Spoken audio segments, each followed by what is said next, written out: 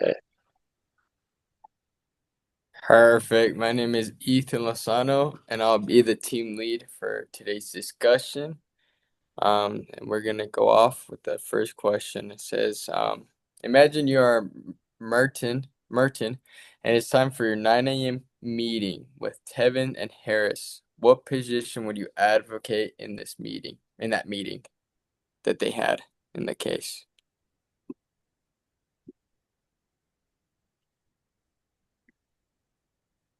Personally, if I was Merton, I'm all for firing Stepanchik. I think that's how you say his name, Stepanchik. Yeah, get him out of here is how I feel. Three safety incidents where he is not stepping up to the plate. I want him gone. Does anyone go against that, or should we fire automatic? No, I agree. I feel like um especially with their approach to really lowering it completely. I mean, they said at the very beginning that hey, there had been a substantial lowering, but their goal is to just not have really a single accident. Like they don't have any kind of wiggle room around that, which I think is super smart. I mean, I agree that you should be able to go to work without fear of hey, like I might not come home tonight, like no one ever wants to like have that or like end up in the hospital from a job that they do. And so I think yeah, it does. It definitely sends a message to everyone else in the group. And then in the workplace that says, hey, like let's be smarter, let's be more involved, let's pay more attention and just make sure that um these incidents aren't happening.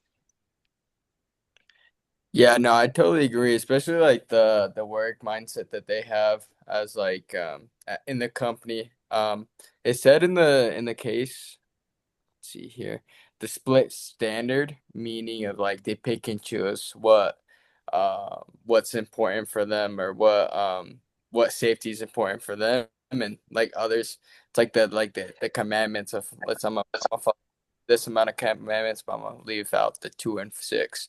So I feel like the split standards is heavily falling on the company. I feel like firing the supervisor would put the foot to the metal, put the foot to the pedal. I also think though I agree with firing, but we got to figure out if they have done any correction as a company to that supervisor before we like completely fire him. Maybe they just had the safety and he picked and choose, but they didn't do any correction beforehand. But if they have already like come to him and tell him, hey, this is not okay, you should improve upon this. And if he hasn't, then yes. It But does say at the very last page of the case study that he's warned him 3 times. then he's Well, multiple definitely times, not just three. It just um says several, there's and he hasn't gotten the message. yeah. Now, of course, that is like uh, we're not hearing Stepanchik's side of things. You're only getting Harris's side. But if Harris has warned him multiple times and has instructed him that he needs to make corrections and things, then that might be enough too. Then on those bases, yeah. Then Yeah. we gotta let him go and find someone that will be more than willing to fix those issues. Train them properly. I like that. So we all agreeing that it all Stefan Six's fault on that. Yeah. Great. All right.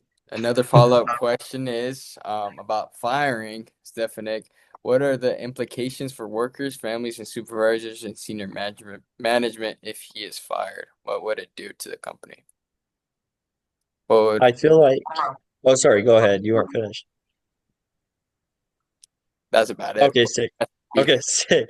I feel like um in a sense it does exactly what their end goal is. It shows that they don't play around with safety, that it's not something where it's optional or you can kind of be more relaxed or take a step back or whatever, that you always have to be super attentive about it and make sure that You're keeping your employees safe because at the end of the day, you're supervisor for a reason.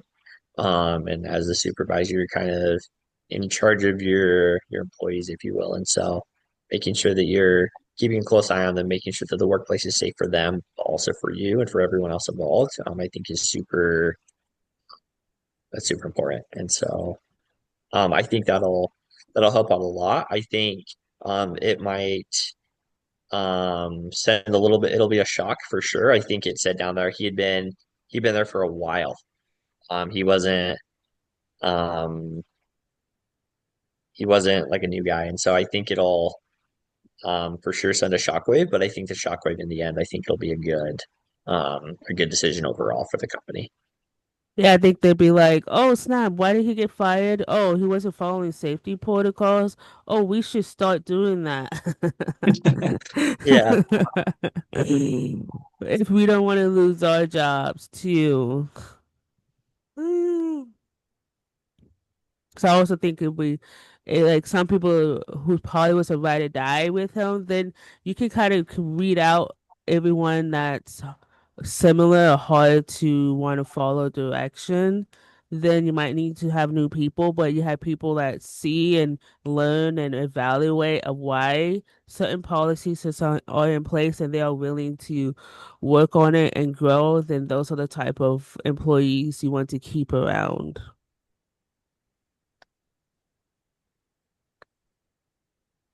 Yeah, no, I love it. As well as just a simple, I say a simple regulation, especially of how Stefan's sick, like how she is it he or she? I think it's a he. How he like messed up on the problem of just like allowing the electrician come in and not following that procedure of I really like the case. It's a required lockout tagout procedure. And I feel like it's just it's a good base of just like following the safetyness, and I mean he didn't do so and it caused into like a huge issue. It could have been super simple. So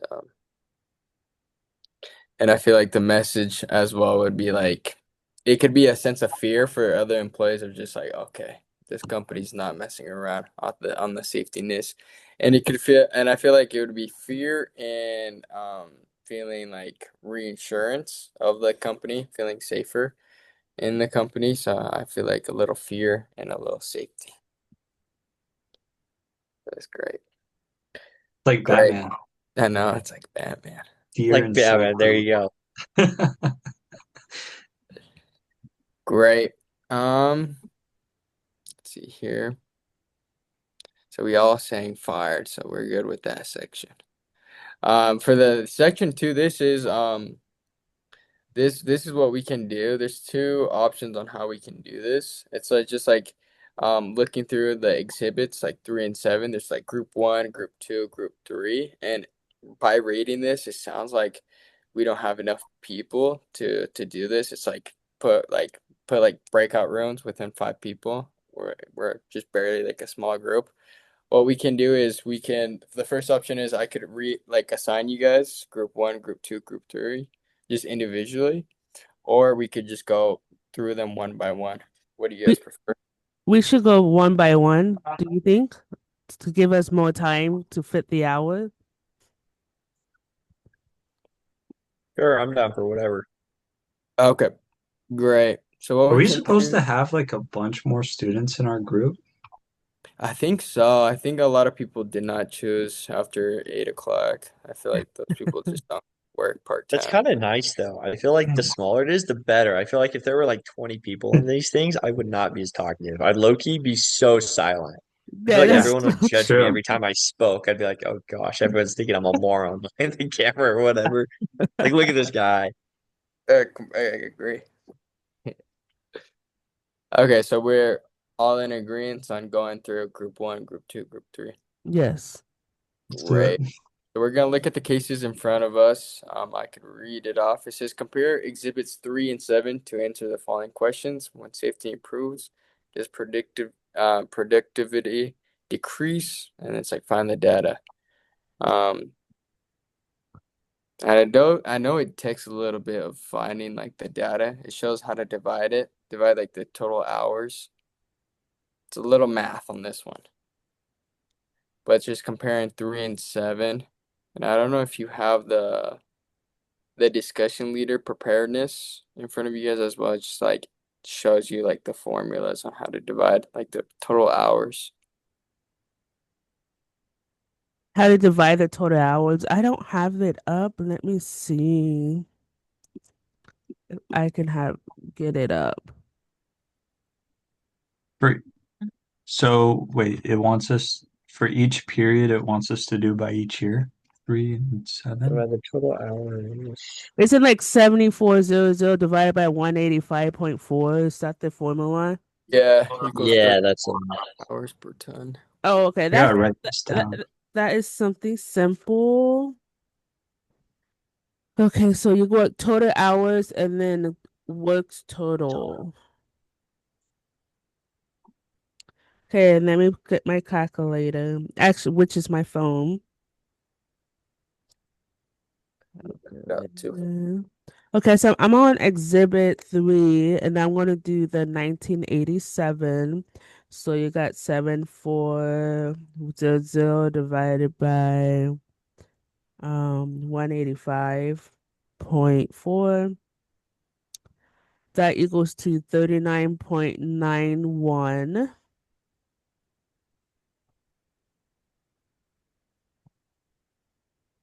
Right, do I have the formula right? Just that divided by that? It should be total hours. Wait, which one did you say you were doing, Casiana? 1987. Total Is it hours work? divided by work total. Is it yeah, work I think that's total? right. So like you're doing the 7400 divided by the 185.4. Yeah. Yeah, I think that's right. At least that's what it's showing. 7400 divided by yeah.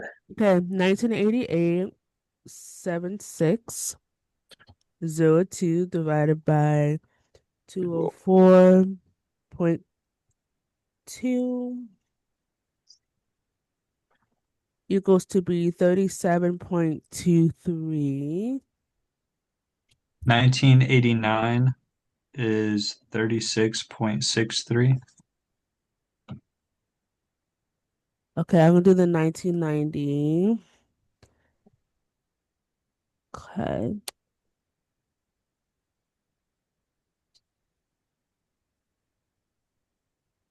I could get the July 1991.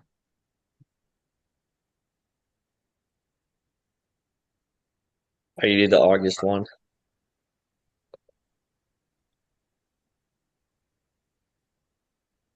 Ethan, are you doing the August one, 1991?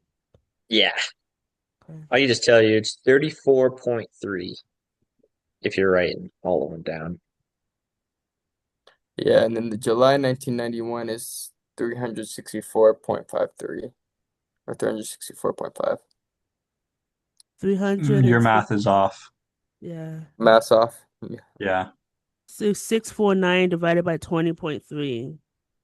You're looking at 30. Are we rounding up or do we keep? Okay, you're right. 31.9 or 32. Yeah, there It'd we be go. 30. 32. We put 32. 32. Sick. And then the January to August, Jared, do you have that number? I'll get it right now. 5170 divided by it's 33, 34. Okay. And then mine was 35.77 for the 1990. What was it? 35.77. Okay. Okay.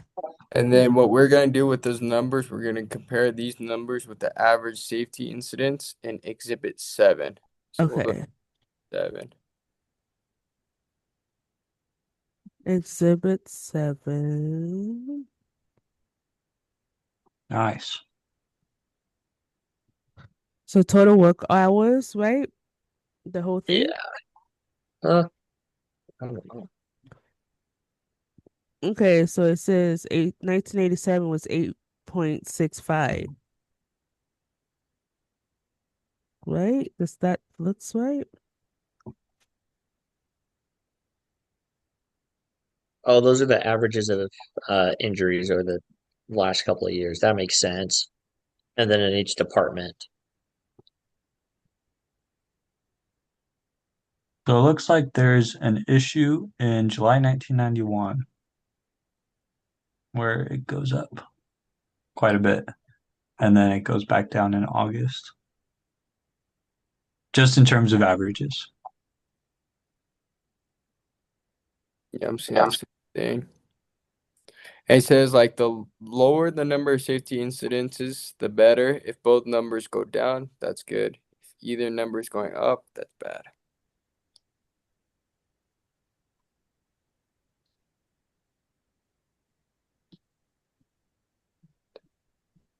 What was it, August 1991 again? Or the math we did? That It was says 30, right? 3.34. And July was like 32. 30, 32. Yeah. It's our numbers, right? Because these are bigger numbers than the one. These ones are smaller numbers compared to the one in Exhibit 3 than on Exhibit 7. Oh, yeah, because that one's total work average. These are just employee hours. Oh, okay. So you would hope that the less that they're working, the fewer safety incidents there are. Hmm. Do they give you any more formalized for like ratios to compare? Like percentage wise, do they want us to do like 39.91 divided by the total work average and see what the percentage times 100, see what percentage is? I don't know. I'm just making it too complicated. Yeah, no, it doesn't show any other formulas on comparing it. It just says like from comparing it from 3 to 7, it's just like the lower the number of safety incidents, the better. If both goes down, then that's good. And just like the relationship between the two, the 3 and 7.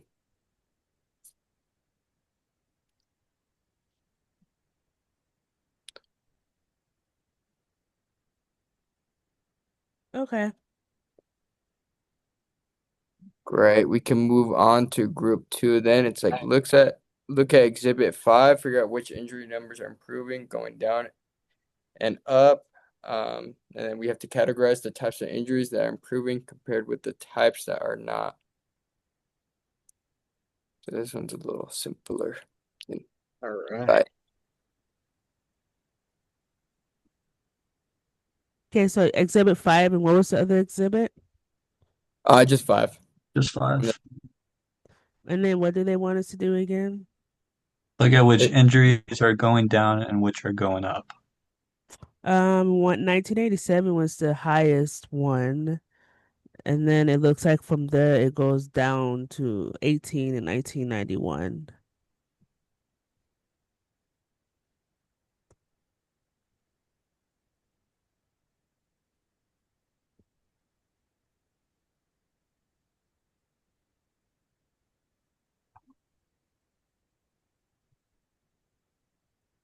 yeah, 1987 was huge. Imagine working back in 1987. Scary. I'm not Yeah, that's really all. seeing any injuries that are dramatically increasing between years or even months. I mean, you have like where'd it go? You have like noise hazards goes up between 1998 and 1980 or 1988 and 1989 by 3. That's really not that big of a difference. And then we have like the improper position from 1989. It only went up by 2, then it went back down again. So, Yeah. Yeah, it's just crazy that huge gap of through like January to August of 1991, and then in July dropped down huge Yeah. plummet. They really cut it down. They cleaned it up. The because they sugar. fired the pan chick right then. Dude, That's right. But man, in proper position, that's the one of the highest part of it up until it got to it's still pretty high in July and 1991 and 1991 in August. So that one's the one that looks like the most um people get injured is the improper position. Isn't that just like being something somewhere where you're not supposed to? Yes. Cool. Okay. nice. Okay, last one. This is for group 3. It says look at exhibit 6, go through the list of sample injuries, look for common themes and causes.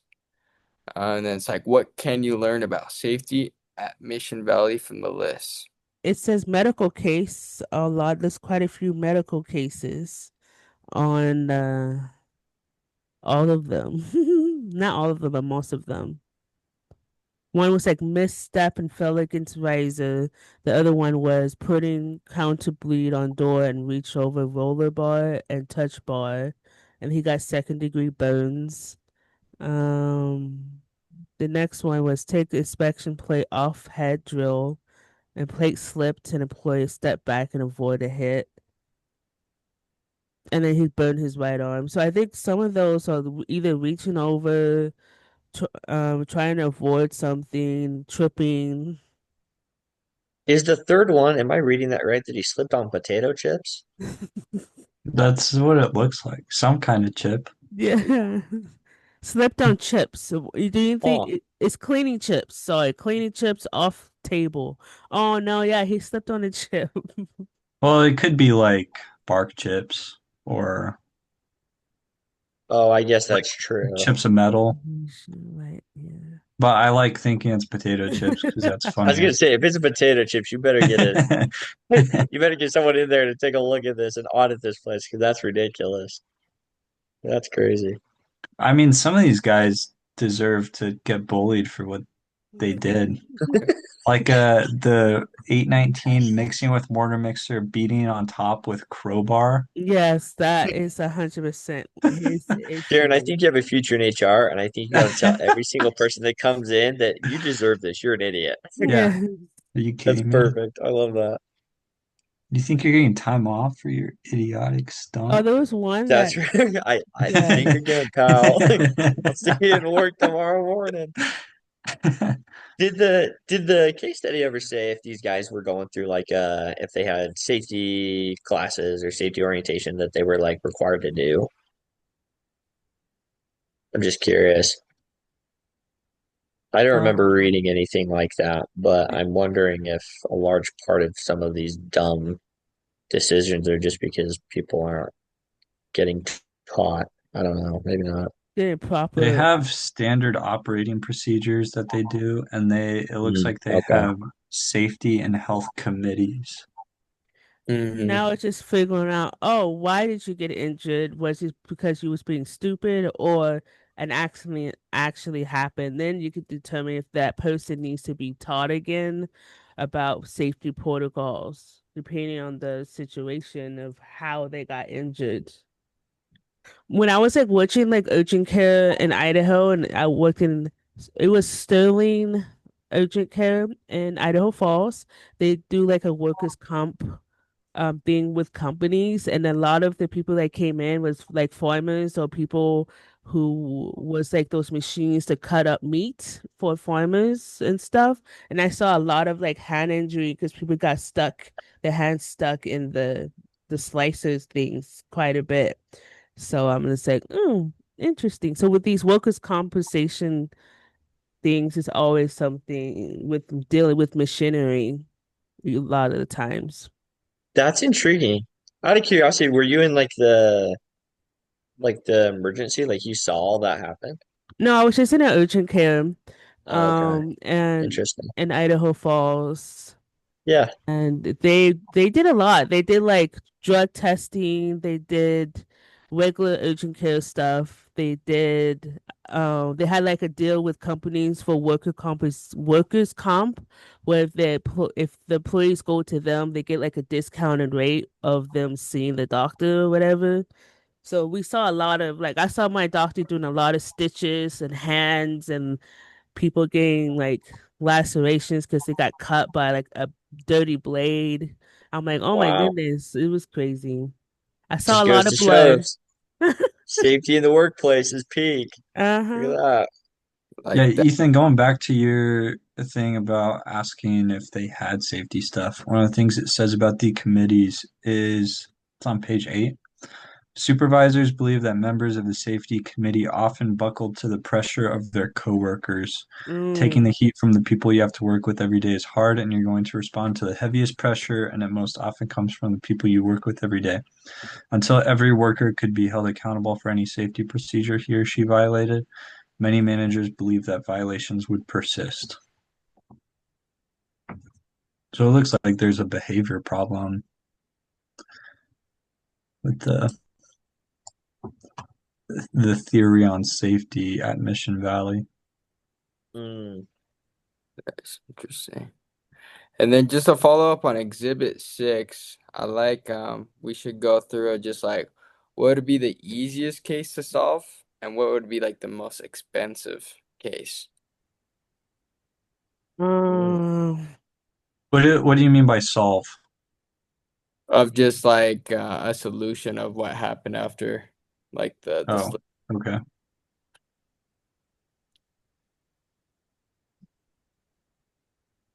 let me take a or look. what had like the least effect.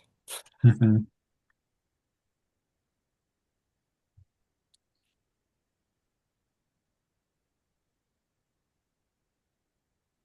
Hmm.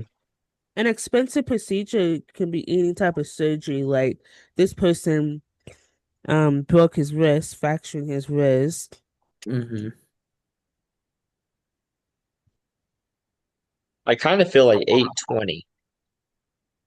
That's the one he dislocated his left shoulder. So all I had to do is he had to get that one popped back in. Yeah, that would be the cheapest one. I feel like so. I'm kind of scrolling through.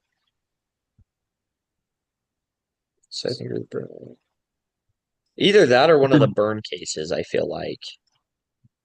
Ethan, are you asking like which one is cheapest or like what's best for the company, or are you asking which of these injuries would be the easiest to fix for future so that other people don't do the same thing? Yeah, the second one. What would be the easiest to Oh, fit future? Okay. psych, did I take back my original answers? My bad. I think it's 819, the mixing with the mortar mixer, and the thing that you change is don't beat the top of the mixer with a crowbar or anything else for that matter. Don't put anger into I it. agree with that. That's good. I feel like a lot of these, as you're reading, could be solved if guys were just a lot smarter. I Another don't thing know. Yeah, This I just is, common think I sense. also think that yeah. a lot of these needs to keep the floors clean because a lot of one of them slipped because of chips on the floor. Another one stepped on something on the floor.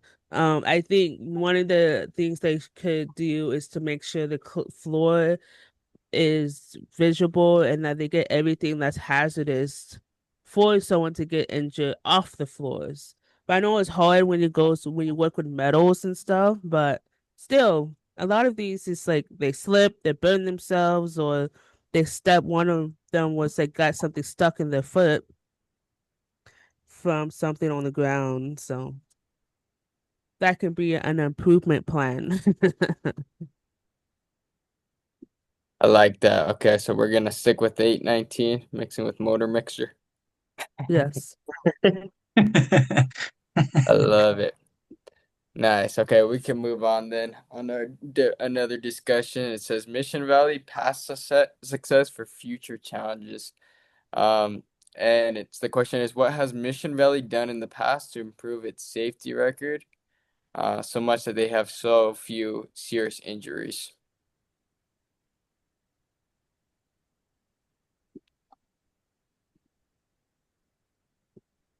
think it's kind of what we talked about a little bit with they have obviously made safety priority. They put together standard operating procedures. They have their safety committees. Um, and they're working with OSHA and their supervisors and the heads of the company feel that it's crazy important. So, I mean, starting at leadership and then uh, letting it trickle down is clear that this is a message that they want to send, and they're going to do whatever it takes to um, make sure that they are better than the companies in the area. They're fierce competition. And outside the area. I mean, they even talked about having competition in Japan and Canada and other places.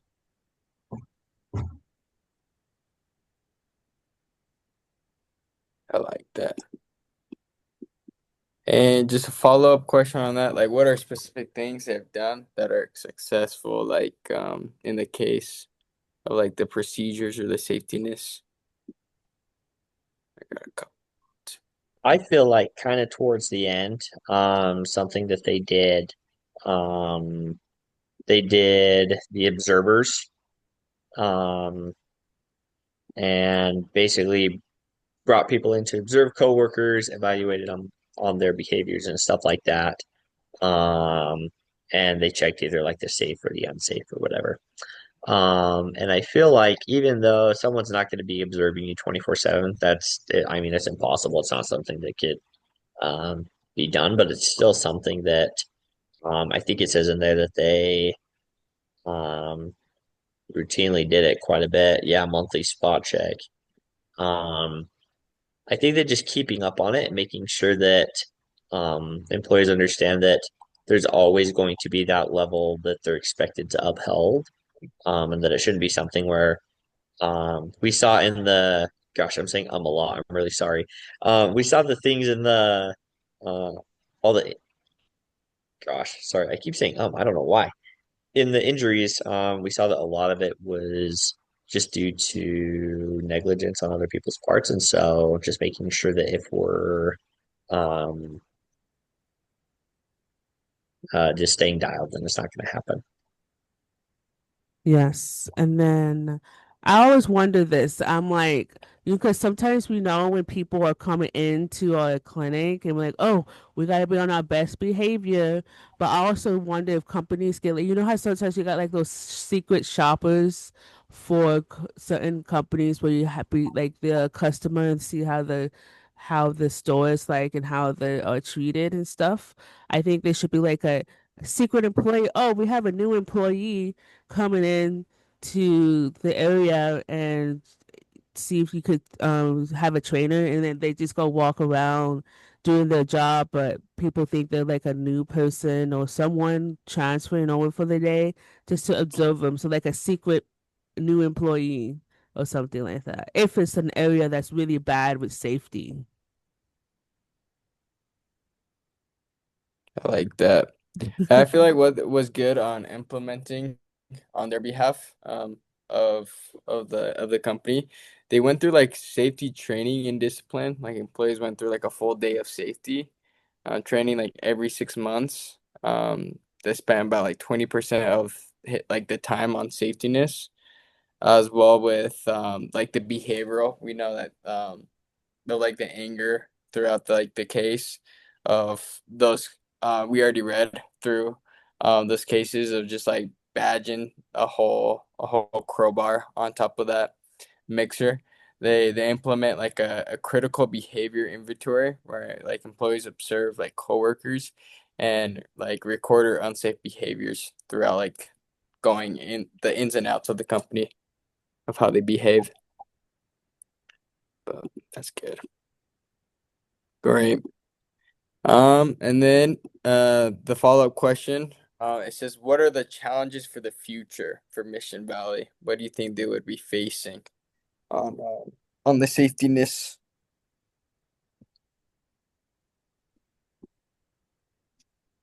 I can start. I think it is that changing of behavior for the employees. I mean, if in their little 9 a.m. meeting they decide to fire Stepanchik and um, use him kind of as a statement to the rest of the company that ignoring safety measures will no longer be tolerated. Um, I think that's going to be difficult to start to roll that out, and it will be hard to get everyone on board because lots of blue collar workers feel like they know better and OSHA sucks. Um, and sometimes I agree with them, but that's going to be difficult anyway. I think another thing difficult is because right now, since it's the beginning of the training, they are doing it so often, like once a month and once every 3 months or 6 months for training. Over time, getting taught the same thing over and over again would get kind of annoying for employees that have been there for a while. They're like, we already know. But then people's like, then do it. But I think over time, they do it so often, it's going to be like a backlash, I think you can say, from employees because they're doing it so often. So, yeah. I think, I mean, I've had, in my jobs, I have to take a safety course every 6 months or something, and it sucks. And I skip through it, and I never, ever, ever do it. Like I'll let the video just play, and you chat GPT it or whatever. But I think something that would help is, I think to Jaren's point, like there's probably going to be a lot of backlash. I feel like a lot of people just either aren't going to care or they're not gonna um really utilize it to the best of their ability. And so I think implementing something where you have a um like an incentive program, you make it a little bit more exciting and you make it beneficial where it's like, hey, if we don't have any injuries, like everyone's doing good, everyone's on their best behavior, we get like a quarterly bonus. If once a quarter we're checking injury reports or once a year. However, I don't know if it said how often they pulled it, if it was monthly or quarterly or yearly or however they do that. But then giving incentives, whether that's bonuses or hey, you get an extra day or 2 days of PTO or something like that. But making it so that hey, if we're not getting injured on the job and we're being more careful, then guys I think are going to care a lot more if it's something that they care about versus if it's just something that the company randomly cares about. They don't care about the company as much as they care about themselves, as terrible as that sounds. So just a thought. I like that. Like that. That would get me motivated. That would motivate me definitely. I feel like at my work, what helps on like the safety procedures, I work at a call center, so there's like you could get a paper cut. That's the most vital. You could get. But what helps is like we do like team meetings or like a good meeting with my team. So maybe like in the company within the team, they could do like a team lead, meaning like the team lead can call upon people within the team or could do or the team lead could do it itself of just like reading the procedures of the safetyness just day by day, maybe in the meeting take a good 5 minutes out of the 15 to read a procedure, so they could be more aware just day by day. That's been helping me actually have one next Thursday. It's like a training I would have to teach, but it doesn't Nice. with safety, but I feel like that would help. A little 10-minute break or something, a little break time. Um, but great. Okay, well, this I like this discussion we're going into. This is about our safetyness as a whole. Just gonna ask, do we wear seat belts when we're driving? Is a Yes.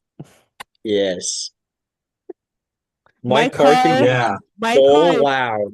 It drives beeps. me nuts. I'm like, no, I have to.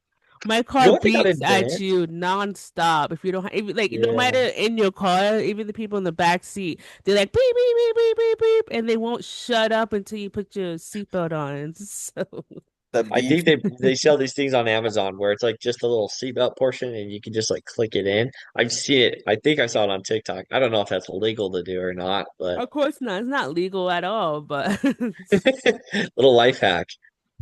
now I I like, I always like put my seatbelt on. That's a good comparison of the beeps. It's just like how can a company get the beeps going for the That's employees? right. I think we did discuss how we can beep them day by day. So that's really good. And then follow up on driving, do we avoid like texting? Sometimes I'm do you text and drive? Be honest. I do I not. do. I do all I the do time. really. I sometimes watch YouTube while I'm driving. But what I Do you do, do you put I YouTube up on your dash as you're cruising down the highway? Yep. I oh, I Nice. don't didn't even even look at the know. speedometer. That's the home Yeah, spot I where I do the same watch YouTube. thing. You guys are crazy. Oh my gosh. I can't do that here in California because there's so many stupid drivers. Not, I can't say stupid, but if you are not paying attention, since we go so fast, you can easily get in a car accident. So here I always try to like the only thing I do when I train, I like to listen to music when I'm driving and or when I need to call someone, I would use the thing to call, but other than that, texting and driving, I don't because here in California, if you get a cop sees you, especially, you get a high ticket and you can get some really in trouble. So Not even if you're backed up on traffic, Casiano, no, you're in not. California, if a cop sees you, even you back up in traffic or you at a stoplight, they can get you to give you a ticket for texting and driving. You don't sneak it. You don't sneak it. Nah. You're locked, Casey. Yeah, that's commitment That's right there. I don't want to, you know how pricey those tickets are here in California? Everything's expensive. I'll bet you it's a lot. that's the fear. That's not even the safetiness. That's that fear. Yeah, I see accidents every single day, so I just like I'm just gonna pay attention to those around me. Right. And then the last question on the safetiness within us as a group, do you drive the speed limit? No, Are you going past the speed limit? I do not. I Has go anyone about baptized their car? Multiple times. I go about That's right. There you go. 85. You gotta get to the point where you can confirm your car. That's right. You're like, It's yep, this is 120. trustworthy. Yeah, Yep. 120? that's confirming your car. Laying on Oh, hands. wow. Dang, I never went that high. I went to like 95, 98, but I never been past 100. We gotta get you past 100 so you can baptize your car. That's right. Otherwise, it's not You've coming to never heaven gone with past you. ever? No, I didn't Wow. know. Mm. But I frequently been in the 90s or high 80s. I'd be like 80, 85 every day going to work. So Nice. and the speed limit is 65 on the freeway. Nice. Crazy. Right. But That's you can good. do that sometimes on like some certain roads and going to Idaho, the speed limit is 75 miles an hour. And I'm just like, what the? And so you can go pretty fast on certain roads depending on the side of the country you are going down. I love it. I love it. All right. Well, we can move on from our safetiness, and it's just a discussion towards Linda's plan for 1992. It's just a list that she has on what they can improve on. I don't know if you have the list out in front of you guys. You know what page it's on out of curiosity, and I can scroll to it. Let me see here.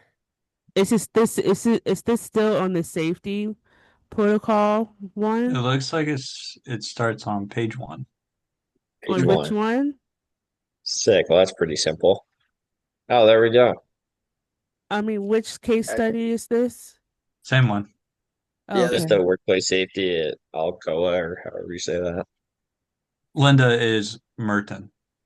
and then with Linda that Merton. list that we have, the Linda's plan, it says what will help the company get to its goal, and then what are the like of the list, which are the ones that won't help as much. Let me get the list out as well for me. There was a lot of reading this week, so I'm trying to remember all of it.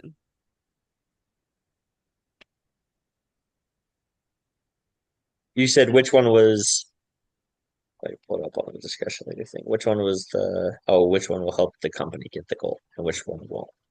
Mm-hmm. Mhm. I think, in my personal opinion, I like the standard operating procedures. I think that that kind of gives a baseline for the company to work on and say, okay, like this is how you do it. This is how you do it safe. This is what we go off of. And I think without that, if you take away those standard operating procedures, I feel like there's really not a lot to go on. And so I feel like those are kind of like a baseline for everything.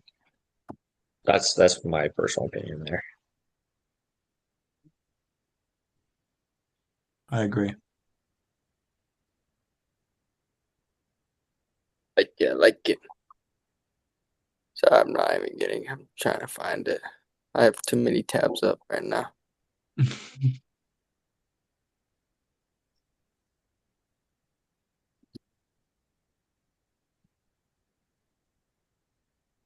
And then just a follow-up question on that is, would you change anything from the list or add what's like missing to help motivate the company or reinforcing the procedures from the list that Linda has? If you had any ideas to put in.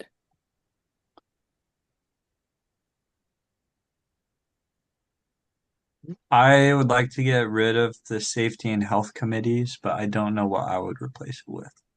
I think there should be something like it, but I think it needs to change, and I don't know how it needs to change. Like OSHA, like kick OSHA out, say adios. No, no, no. Um, uh, They have just workers from the company make up these safety and health committees along with their oh, jobs. oh. Um, and that's the thing that they talk about that the people of the safety committee would buckle to the pressure of their coworkers. Oh, I think should they should make a community, but have them hired for that particular spot, and then have them trained, and the main goal is that area instead of just regular employees.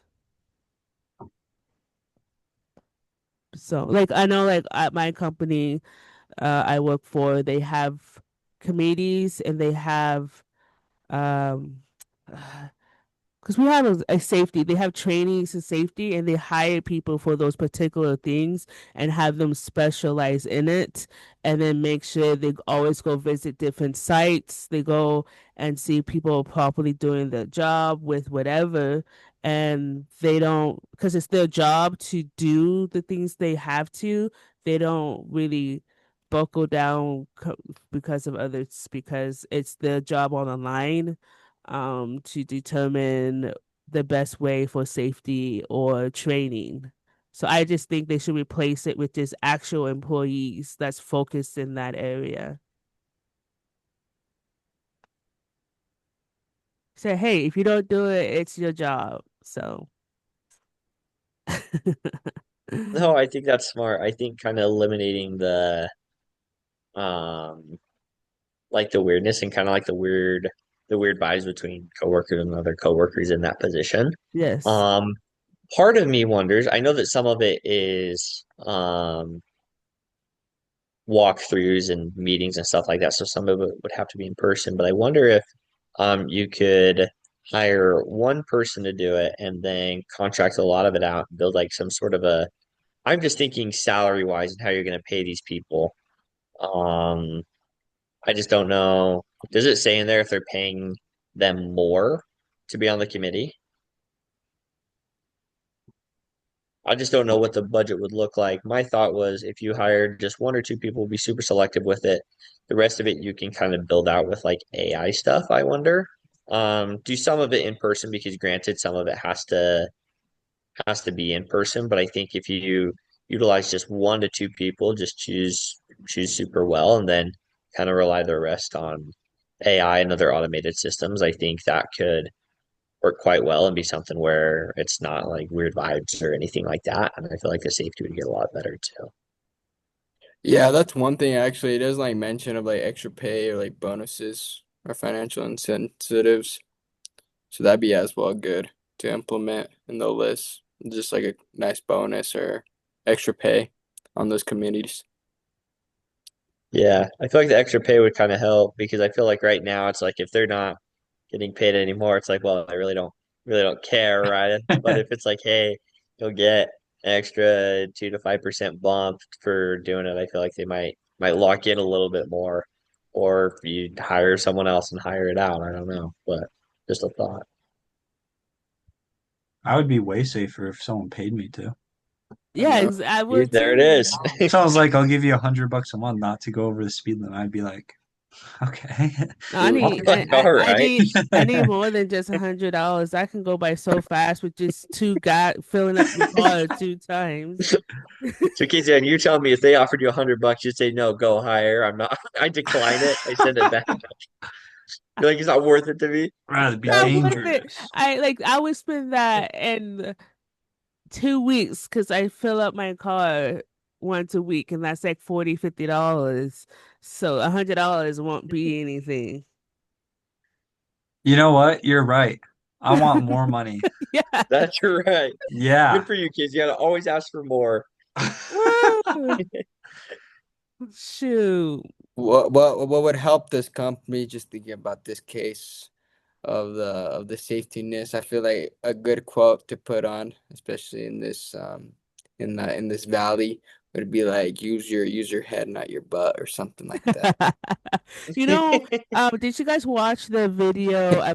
It was similar to like a TED Talk or whatever. It was 44 minutes long, but he was talking about the way to motivate people, and he said something on, what did he say? I had it and I just lost my train of thought. I've been up since 4:30 this morning.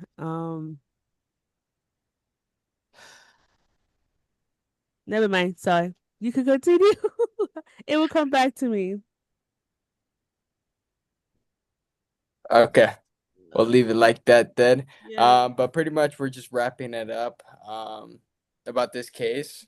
It says like talking about this case that would apply to future workplaces. What did you learn from talking about this case that would apply to future workplaces, or just overall of this case? What did we learn as a group or as an individual from reading this case this week? Oh, sorry to interject. I remembered what he was talking about. He Go said ahead. at Google, the one thing that they made different, that they noticed that no matter how much you pay someone, the higher the pay, the more worse they were as an employee for other compared to other groups of pay for people. So what they decided to give the people more of their own creativity, like self-autonomy, and have them think like they could give them like 15, 20 minutes a day to think about ways what they could improve upon at their workplace. And he said one of the things they did when they did that, like he said Gmail was one of those initiatives where an employee just had that creativity of no one was like breathing down their necks. And they thought of the process of Gmail for Google. So that could be something that they could implement of we trust you guys and we want you to have you guys brainstorm and think of creative ideas what can help us improve and what you guys would think would be better type of thing. So yeah, sorry. We could continue after that, but I thought that would be like a good improvement plan to figure out people could come together and brainstorm just out of like the self-autonomy type of thing. I like That's that. great. I'd say what I learned from this case was laying down the law. I feel like just firing that one person, especially that they made those mistakes multiple times. I feel like if they didn't fire or if they didn't lay down the law, it would have kept on happening on that situation and nothing would have changed.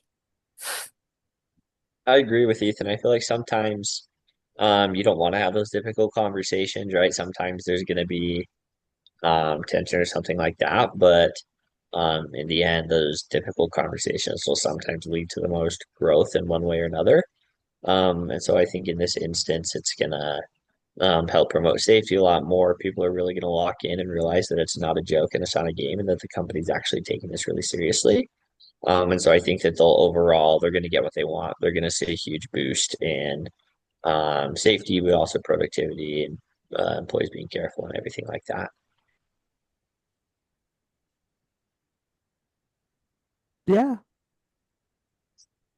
I think I learned that we should make safety a top priority in any workplace that we're in. I mean, having the 3 deaths that they talk about is really sad.